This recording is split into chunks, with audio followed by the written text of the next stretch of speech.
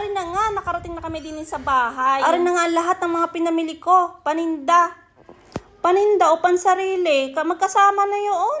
Kapag ako gay nag-aayos ng mga panindang ari, ako din nahihilo sa paghahanap ng mga presyo.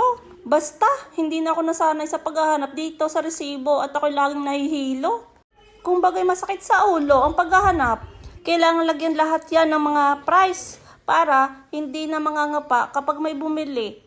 Sa mga oras na yan, tumitindi na ang init. Hindi ko na kinakaya. Kaya sabi ko naman, ipasok na dito sa loob yung mga lahat ng yan at dito ko na lalagyan ng presyo.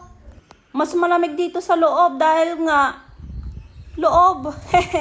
Nagpatulong na ako sa mga kasama ko na ipasok na yan dito sa loob habang ako'y nakaupo dahil nga sobrang nainitan ako sa labas. Ako'y mahina na ngayon sa init. Dalawa ang electric pan dito sa loob. Kaya naman dito na ako sa loob gagawa.